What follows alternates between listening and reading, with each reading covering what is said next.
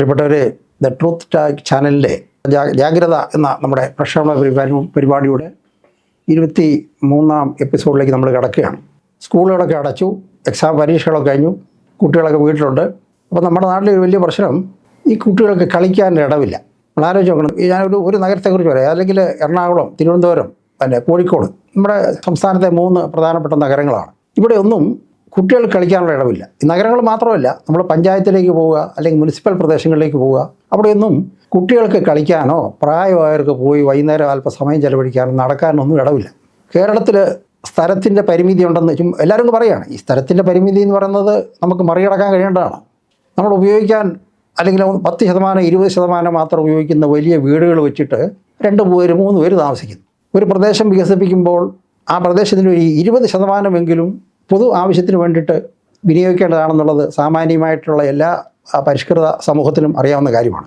നമ്മുടെ പഞ്ചായത്തുകളാകട്ടെ, മുനിസിപ്പാലിറ്റികളാകട്ടെ, കോർപ്പറേഷനുകളാകട്ടെ, ഏതെങ്കിലും പ്രദേശം വികസിപ്പിക്കുമ്പോൾ അല്ലെങ്കിൽ ജനവാസ കേന്ദ്രമാക്കുമ്പോൾ അവിടെ ഈ ജനങ്ങൾക്ക് കളിക്കാനുള്ള ഒരു സ്പേസ്, ഒരു പൊതു ഇടം ഒരുക്കുക എന്നുള്ളത് വളരെ അടിസ്ഥാനപരമായ ആവശ്യമാണ്. വീട് പോലെ, നമ്മുടെ ആഹാരവും വസ്ത്രവും പാർപ്പിടവും പോലെ തന്നെ മനുഷ്യന് മാനസികാരോഗ്യത്തിനും ഉല്ലാസത്തിനും ശാരീരികമായ ക്ഷമത വർദ്ധിപ്പിക്കുന്നതിനും കുട്ടികളുടെ വളർച്ചയ്ക്കും ഒക്കെ ഈ പൊതു ഇടങ്ങൾ ആവശ്യമാണ്.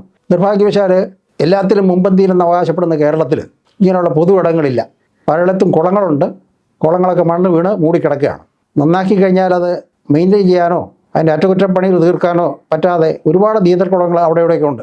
പ്രധാനപ്പെട്ട റോഡുകളിലെ നടപ്പാതകൾ കച്ചവടക്കാരും വർക്ക്ഷോപ്പുകാരും തട്ടുകടക്കാരും എല്ലാവരും കയ്യേറിയിരിക്കുന്നു. അപ്പോൾ ഇത് മനുഷ്യർക്ക്, കുട്ടികൾക്ക് എവിടേക്ക് പോയി കളിക്കാനൊക്കെ വീട്ടിൽ നിന്ന് അവർ ശല്യം ഉണ്ടാക്കും. പിള്ളേർക്ക് അവർ വളരെ ഊർജ്ജസ്വലരായിട്ടുള്ള കുട്ടികളായ ചെറിയ കുട്ടികൾ മുതൽ ഒരു കൗമാരപ്രായക്കാർ വരെ, അല്ലെങ്കിൽ യുവാക്കന്മാർക്കൊക്കെ വരെ, അവർക്കൊക്കെ അവരുടെ ആ മിച്ചം കിട്ടുന്ന സമയം, ഒഴിവ് സമയങ്ങൾ ചെലവഴിക്കാനായിട്ട് സ്ഥലങ്ങൾ ആവശ്യമാണ്.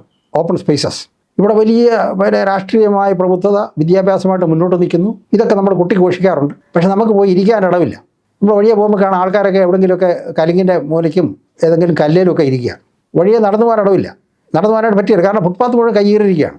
റോഡ് വികസിപ്പിക്കുമ്പോൾ ഈ ഫുട്പാത്തുകൾക്ക് വേണ്ടിയിട്ടും, അല്ലെങ്കിൽ ആവശ്യമായ വിസ്തൃതി കെട്ടാൻ വേണ്ടിയിട്ട് അതിൻ്റെ റോഡ് സൈഡിലുള്ള വസ്തുവകൾ പൊന്നും വിലയ്ക്ക് എടുത്തിട്ട് ആ റോഡാക്കി മാറ്റാനായിട്ട് സർക്കാർ അതിനുള്ള ഏജൻസികളെ, കേരള റോഡ് ഫണ്ട് ബോർഡ്, അല്ലെങ്കിൽ പബ്ലിക് വർക്ക്സ് ഡിപ്പാർട്ട്മെൻറ്റ്, PWD ഇവരെയൊക്കെ ഏൽപ്പിച്ചു. ഇങ്ങനെ കൊടുത്ത സ്ഥലങ്ങൾ അതിൻ്റെ പണം വാങ്ങിച്ചിട്ട് അവർ പലരും അതിലേക്ക് കയ്യേറി നടത്തിയിരിക്കുകയാണ്. ലക്ഷക്കണക്കിന് രൂപേൻ്റെ വിലയായിട്ട്, മൂല്യമായിട്ട് കൈപ്പറ്റിയിട്ട് അതേ സ്ഥലം വീണ്ടും കയ്യേറിയവരുണ്ട്. അങ്ങനെ കയ്യേറാതെ കിടക്കുന്ന നടപ്പാതകൾ അവിടെ അതാത് പ്രദേശത്തെ രാഷ്ട്രീയ പാർട്ടികൾ, അവിടുത്തെ ലോക്കൽ നേതാക്കന്മാർ അത് കച്ചവടക്കാർക്കും മറ്റും ലേലം ചെയ്ത് കൊടുക്കുകയാണ്. ഈ തിരുവനന്തപുരത്തോ എവിടെ ചെന്ന് കഴിഞ്ഞാൽ പല സ്ഥലങ്ങളിലും കാണാം, റോഡ് സൈഡിൽ കയറി കട നടത്തുന്നു, റോഡ് സൈഡിൽ കയറി വർക്ക്ഷോപ്പ് നടത്തുന്നു. അപ്പോൾ മനുഷ്യർക്ക് ഒരു 2 ഫർലോങ് പോലും യാത്ര ചെയ്യണമെങ്കിൽ നടന്നു പോകാൻ പറ്റുന്നില്ല, ഓട്ടോറിക്ഷ പിടിക്കണം. കാരണം റോഡിലിറങ്ങി കഴിഞ്ഞാൽ വണ്ടി ഇടിക്കും.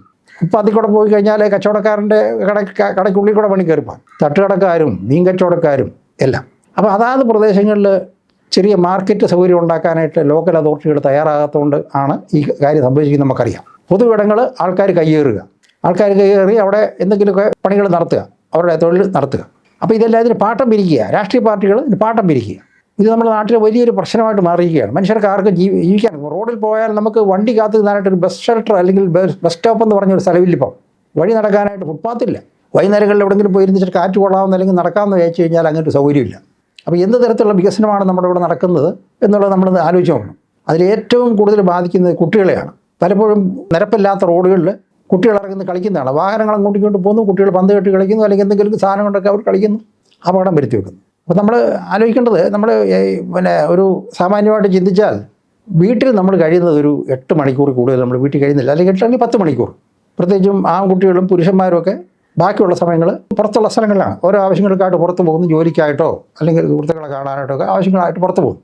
അപ്പോൾ അങ്ങനെ പുറത്ത് വീടിനെ പോലെ, അല്ലെങ്കിൽ ഒരുപക്ഷെ അതിനേക്കാളും പ്രാധാന്യമുള്ള പൊതു ഇടങ്ങൾ ശുഷ്കിച്ചു വരികയാണ്. ആൾക്കാർ കയ്യേറുന്നു. അപ്പോൾ ഇതിന് കയ്യേറിയവരുടെ നിന്ന് പാട്ടം പിരിക്കാനായിട്ട് രാഷ്ട്രീയ നേതാക്കന്മാർ. ഇതിൽ ഏറ്റവും ബാധിക്കുന്നത് നമ്മുടെ കുട്ടികളെയും ചെറുപ്പക്കാരെയാണ്.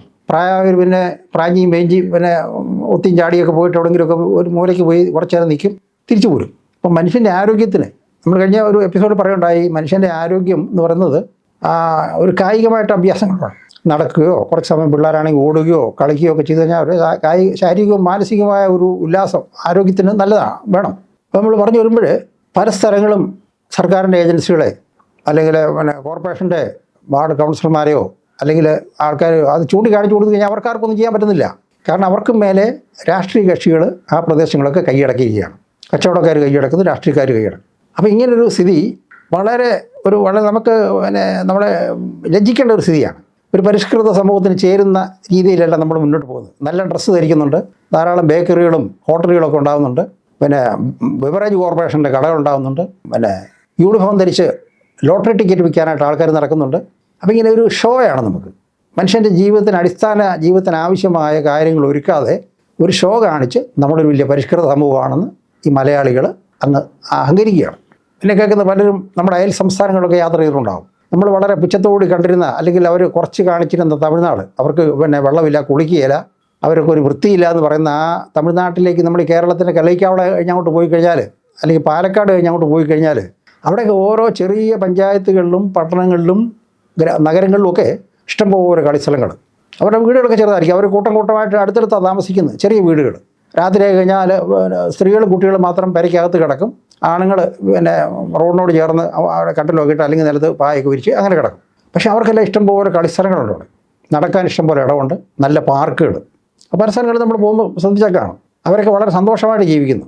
നമ്മളെപ്പോൾ ഇങ്ങനെ മുഖം വലിച്ചു പൊടിച്ച് ആരോടും പരസ്പരം മിണ്ടാതെ വീട്ടിനകത്ത് കൂടിയിരുന്നിട്ട് ഈ ഒരു അടങ്ങിയ ജീവിതം, കുറച്ചുകൂടെ ഒരു ഓപ്പൺ ലൈഫ്, സന്തോഷകരമായ ജീവിതം. അപ്പോൾ നമ്മുടെ ജീവിതത്തിൽ എന്ന് പറഞ്ഞാൽ നമ്മൾ സന്തോഷം, ഹാപ്പിനെസ്സാണ് നമ്മുടെ ജീവിതത്തിൻ്റെ നമ്മുടെ വിജയം, ജീവിതത്തിൻ്റെ ഒരു സൂചിയായിട്ട് നമ്മൾ കണക്കാക്കേണ്ടത്.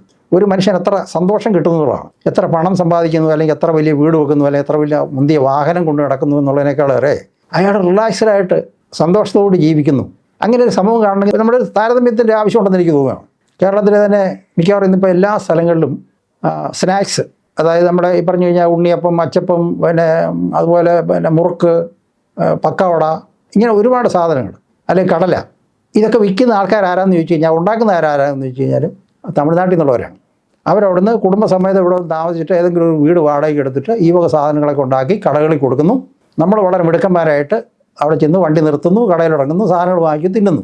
5 പൈസയുടെ ഉൽപ്പന്നം നമ്മളിവിടെ ഉണ്ടാക്കുന്നില്ല. ഇവിടെ നടക്കുന്നത് രാഷ്ട്രീയം, തെരുവ് രാഷ്ട്രീയത്തിൻ്റെ ചർച്ച മാത്രമാണ്. ആ തെരുവ് രാഷ്ട്രീയത്തിൻ്റെ അതുകൊണ്ട് ആധിക്യം വന്നിട്ട് അത് യുവാക്കളെ ആ രംഗത്തുനിന്ന് അവരെ വെറുപ്പാണ് അവർക്ക്. രാഷ്ട്രീയം എന്ന് പറഞ്ഞു കഴിഞ്ഞാൽ കൊള്ളാവുന്ന മനുഷ്യർക്ക് ഇടപെടാൻ പറ്റുന്നൊരു സ്ഥലമല്ല, കൊള്ളക്കാർക്കും തെമ്മാടികൾക്കും കളിക്കാവുന്ന ഒരു ഇടമാണ് രാഷ്ട്രീയം എന്നുള്ള വന്നപ്പോഴത്തേക്കും ജനാധിപത്യത്തിൻ്റെ ആ ഒരു മൂല്യമംഗത്ത് പോവുകയാണ്, താഴേക്ക് പോവുകയാണ്. കുട്ടികൾ, അവർക്ക് ചെറുപ്പക്കാർ, അവർക്ക് ഇതിനെക്കുറിച്ചുള്ള പ്രതീക്ഷ നഷ്ടപ്പെടുന്നു. എന്തെങ്കിലും ആയിക്കോട്ടെ, എവിടെയും പോയി തൊലയട്ടെ എന്നുള്ളൊരു മട്ടിലാണ്. കുറച്ച് പേര് പ്രൊഫഷണലായിട്ട് രാഷ്ട്രീയം ഉപജീവനമായിട്ട് മാറ്റിക്കൊണ്ട് നാട് നിയന്ത്രിക്കുകയാണ്. അപ്പോൾ ഇതിൽ ഒരു വലിയ സംഗതി, ഈ കുട്ടികൾക്ക് എവിടെ കളിക്കും, ഇവരുടെ കളിക്കും. നിങ്ങൾ ആലോചിച്ച് ഓരോരുത്തരും ചോദിച്ചു നോക്കുക. ഓരോ മാതാപിതാക്കളും സ്വയം ചോദിക്കേണ്ട കാര്യമുണ്ട്. ഞാൻ വലിയൊരു വീട് വെച്ചു, വാഹനം വാങ്ങിച്ചു, എനിക്ക് ഉദ്യോഗമുണ്ട്, എൻ്റെ കൊച്ചെ അവിടെ പോയി കളിക്കും. അവന് കളിക്കാനായിട്ട് മുറ്റത്ത് അല്ലെങ്കിൽ മുറ്റത്തിന് പുറത്തോട്ട് പോയാൽ അവന് കളിക്കാൻ ഇടമില്ല, അവനെ കളിക്കാൻ പറ്റില്ല. കാരണം അവനെ മറ്റുള്ളവരുമായിട്ട് മിങ്കിൾ ചെയ്ത് ഇതായി കഴിഞ്ഞില്ല. അത് ശരിയല്ല, അവൻ്റെ സ്റ്റാറ്റസിന് ചേർന്നതല്ല എന്നുള്ളത്. അപ്പോൾ ഈ മാനസികമായ ആരോഗ്യം നശിച്ചുകൊണ്ടിരിക്കുന്ന ഒരു തലമുറയാണ് നമ്മൾ ഇവിടെ സൃഷ്ടിക്കുന്നത്. ഇതിനെക്കുറിച്ച് ഒരു സംസാരവും എവിടെയും നടക്കുന്നില്ല. ചില പിള്ളേർക്ക് എവിടെയെങ്കിലും ഏതെങ്കിലും ഒരു പൊതുസ്ഥലത്ത് വെച്ചിട്ട് ഒരു ചില പരിപാടി നടത്തും, അവിടെ ഒരു ചെറിയ പരിപാടി നടത്തുന്നുള്ളത്. അനുദിനം കുട്ടികൾക്ക് കളിക്കാനോ മാനസിക ഉല്ലാസത്തിനോ കായിക പരിശീലനത്തിനുള്ള സൗകര്യങ്ങൾ നമ്മുടെ നാട്ടിൽ വളരെ പരിമിതമാണ്. ഇത് വളരെ നമ്മളെ ഒരു തലമുറയെ തന്നെ ബാധിക്കുന്ന പ്രശ്നമാണ്, അവരുടെ ആരോഗ്യത്തെ ബാധിക്കുന്ന പ്രശ്നമാണ്, നമ്മുടെ സമൂഹത്തെ ബാധിക്കുന്ന പ്രശ്നമാണ്. ഈ വിഷയത്തെക്കുറിച്ച് അല്ലെങ്കിൽ ഇതുമായിട്ട് ബന്ധപ്പെട്ട വിഷയങ്ങളെക്കുറിച്ച് സംസാരിക്കുന്നതായിരിക്കും. അതുവരെ ഏവർക്കും നന്ദി, നമസ്കാരം.